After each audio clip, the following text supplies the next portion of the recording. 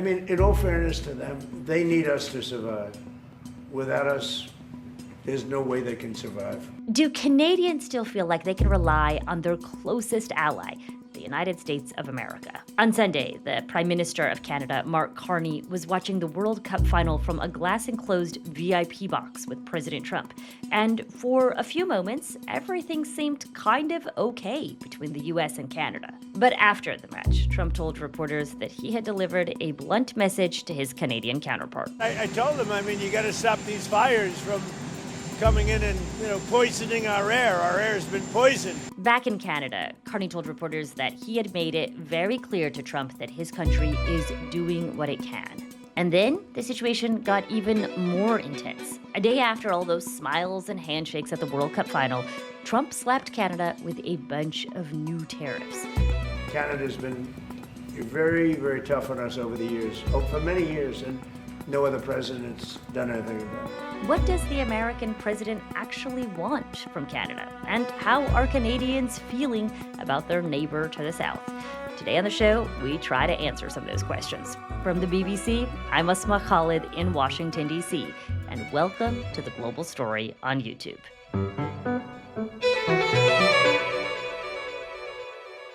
My name is Jayme Poisson. I host the CBC's daily news podcast, Frontburner.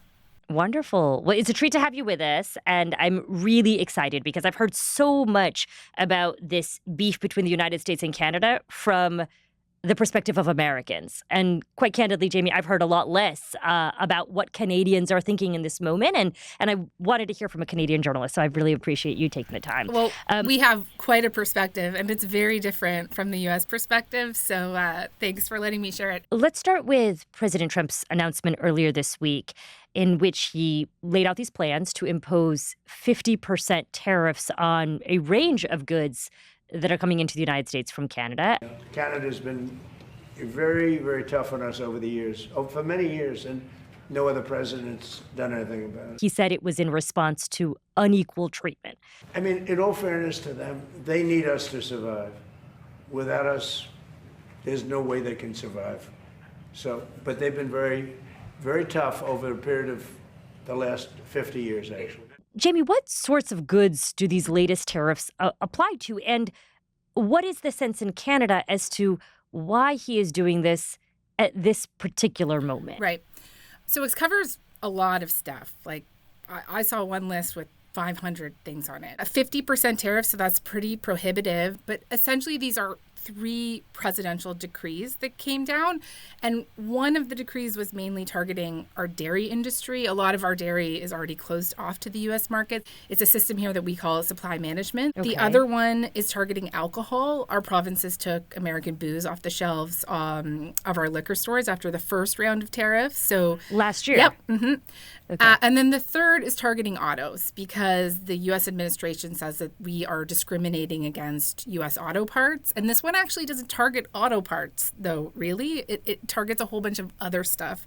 Hockey sticks, cement, wigs, Christmas decorations. They're saying, okay, you're going to discriminate against us with autos. We're going to hit you with a bunch of other stuff. How has the Canadian Prime Minister, Mark Carney, responded to all of this? Yeah, so he released a pretty measured response that this is the latest in a string of escalations or unilateral actions from the United States to Canada that contravene USMCA. That is the big trade deal that was essentially agreed upon during President Trump's first term.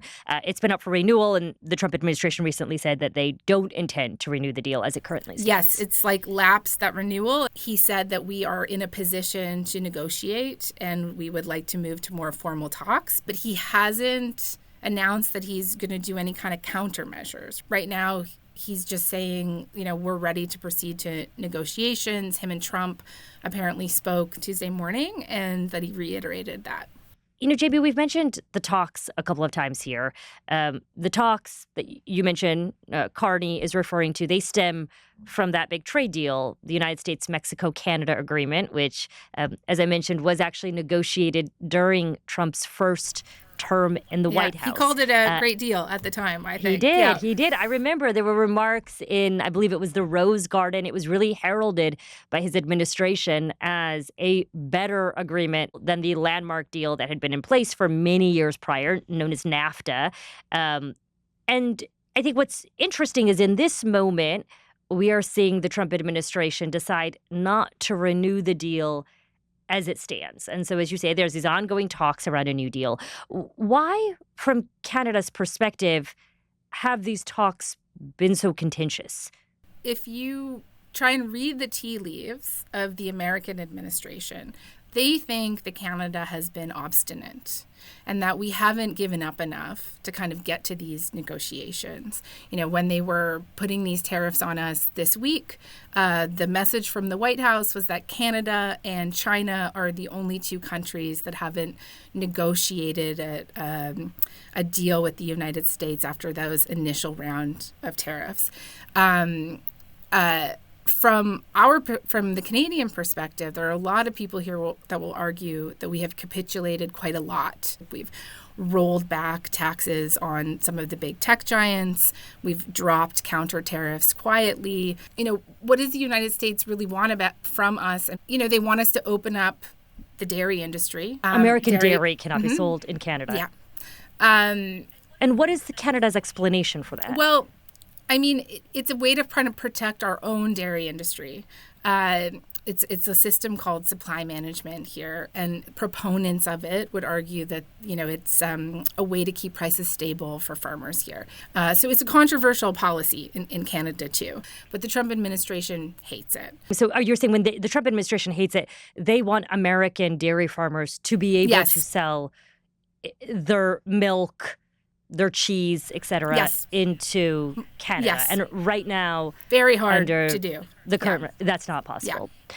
And in Canada, the current dairy laws, do people think that, I mean, I guess you're saying that there's differences of opinion. There are some Canadians who do think that the market ought to be opened up. And you're saying, though, there are many who believe that the current system is fair to Canadian farmers. Yes, exactly. That's one that they complain a lot about. Another is that they seem to want to be building and creating cars really much more in the United States. So they complain about how, you know, integrated that system is.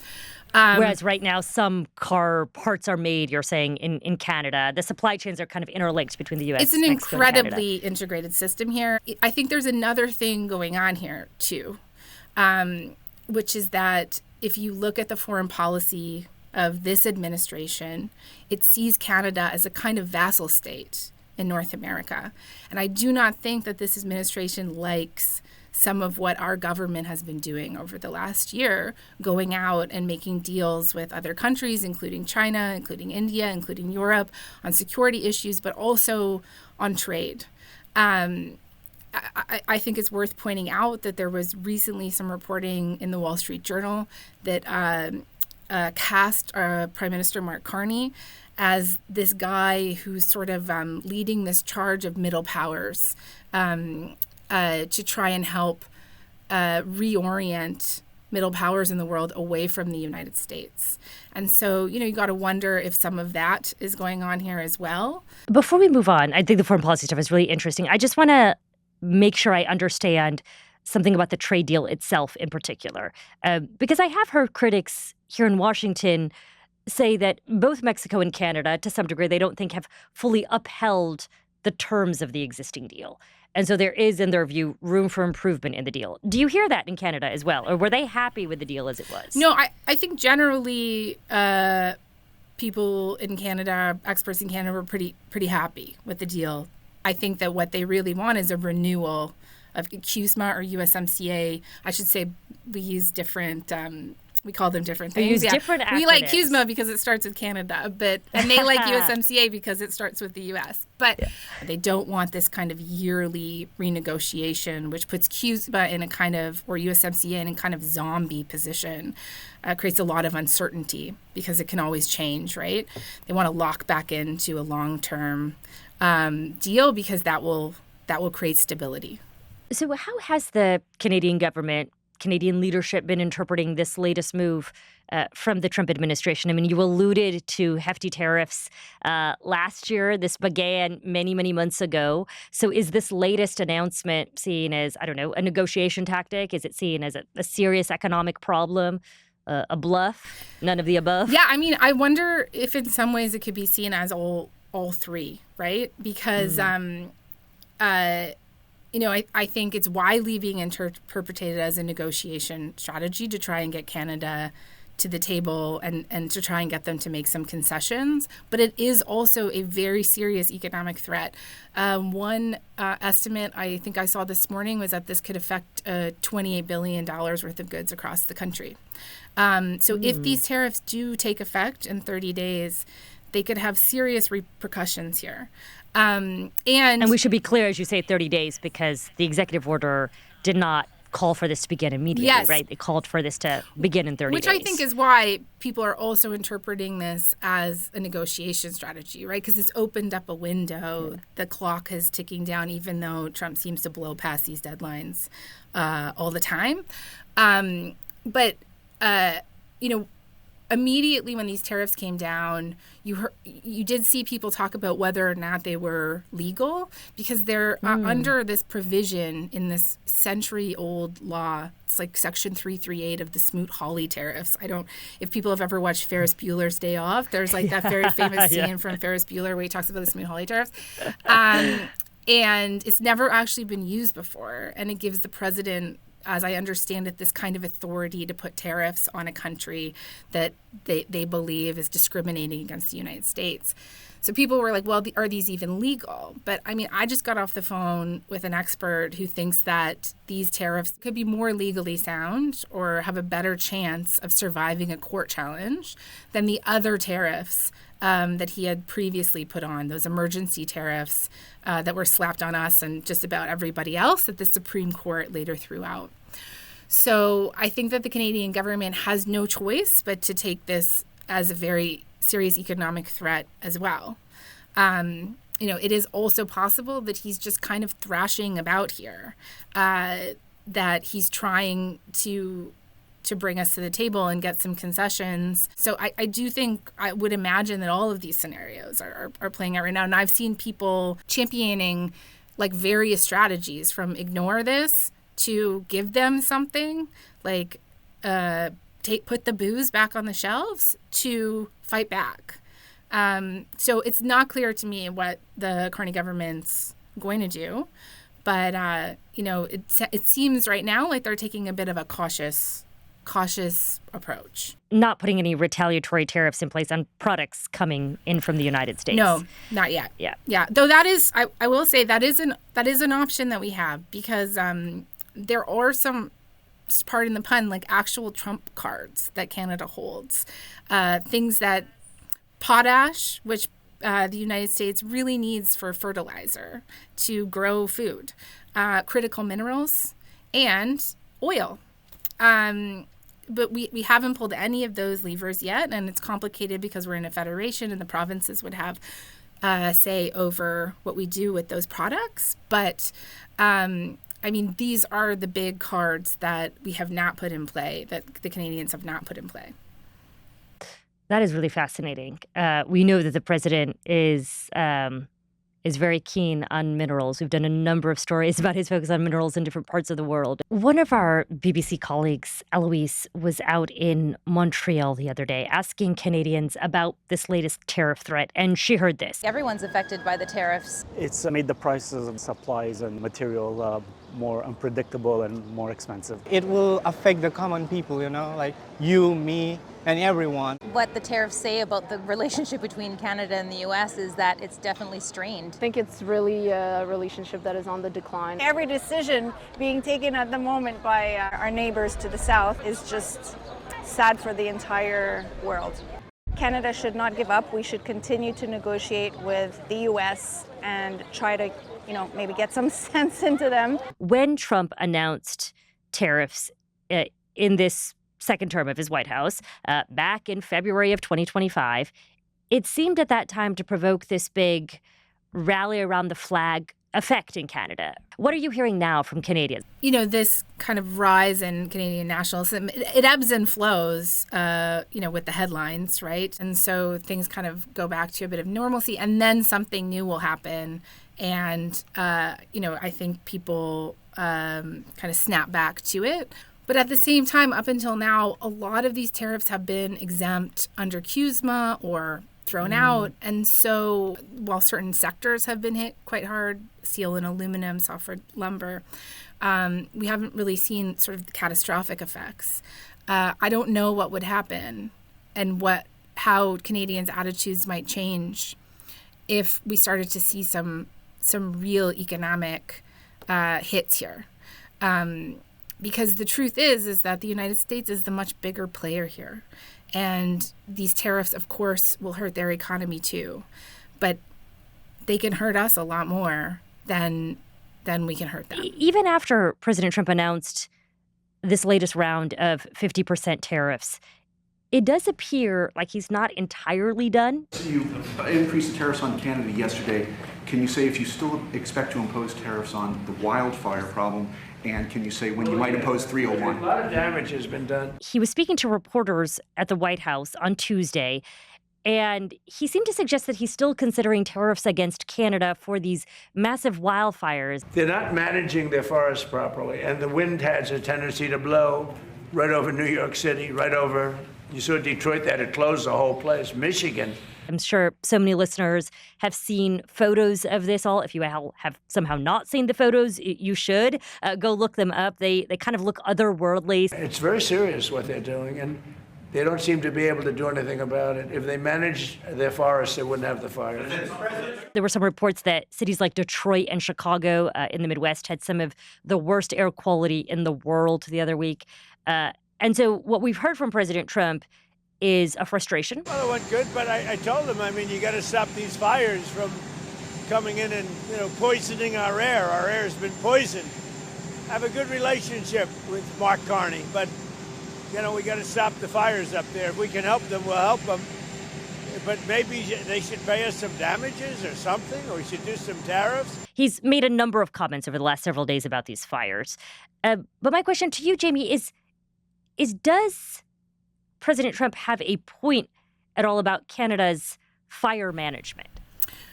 Okay, so you're right. It has been kind of apocalyptic here as well. I live in Toronto, and last week Toronto had the worst air quality in the world. It was like hazy. It was awful. And these fires up in northern Ontario have been devastating. First Nations communities have had to flee their homes. But this idea that it's Canada's fault that there's smoke in parts of the United States, according to experts I've spoken to, is absurd. First of all, there have also been fires in the United States that have been contributing to air quality. But also the reason that we are seeing the fires is the reason that most people probably think we are seeing the fires. We are part of a warming climate. And that the real culprit here is climate change. Experts I talk to will point out the United States is an enormous contributor to that. And, the reason that they ostensibly slapped the first round of tariffs on us, those emergency tariffs that were later struck down, was because fentanyl was, pouring into the United States across our border. This is information that is not backed up by any kind of data whatsoever.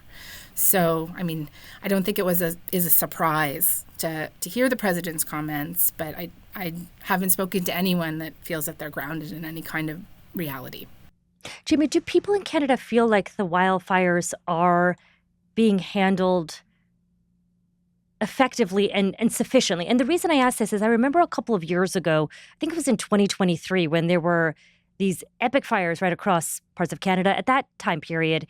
And I recall reading some critiques in the United States about that response at the time, where you had American firefighters going in to assist, saying that the way the response is handled is that it's by provinces and that there's not a sort of federalized forest management system. Now, I'm not familiar enough, to be honest, with bureaucracy and forest firefighting in Canada, but is there no federalized firefighting system in Canada? And do people feel like the response has been sufficient and effective? I mean, I think for sure these latest fires, there has been like an enormous amount of critique levied against various governments for, terrible warning systems and not helping with evacuations. I've heard for years people call for more of centralized federal response to fire management. So right now, is the fire management usually per province? And the feds in come Canada? and help. They always do help. I see. I'm not an expert on this, but I think that this is becoming quite real for us now because every year the fires are just getting worse and worse. And I'm curious, when we talk about the wildfires, how Canadian politicians have, if at all, responded to what we are hearing from this Trump White House about the wildfires. I think it's generally being dismissed as kind of more,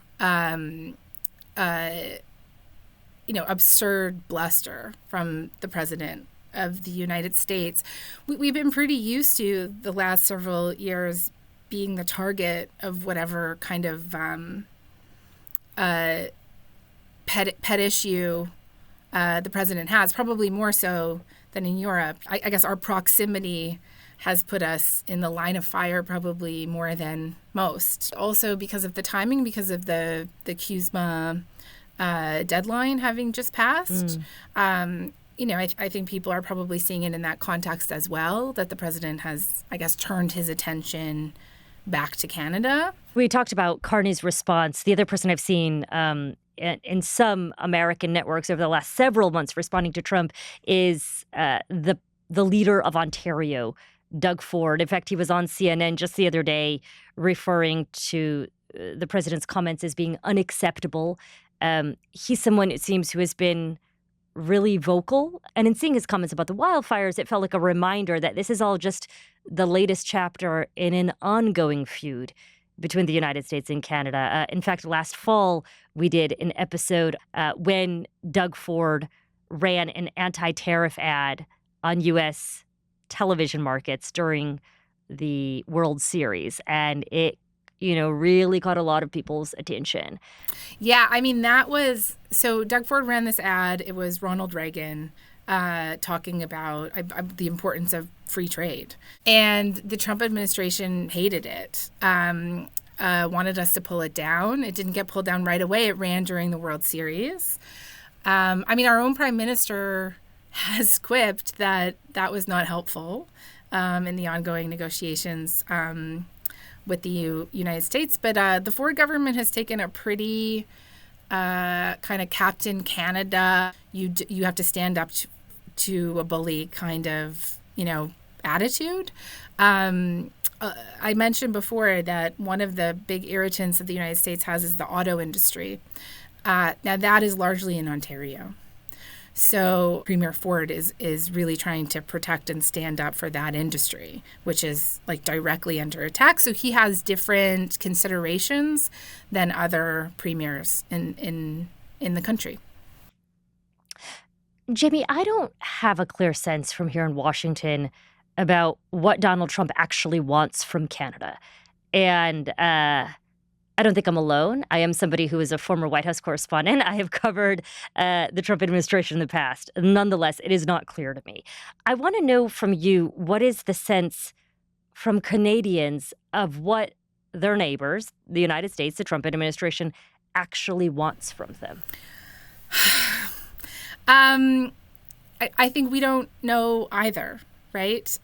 Because it whipsaws so much. And I think that the moves that Canada has been making, which is, to reorient ourselves, to go find relationships elsewhere. I think that has angered them.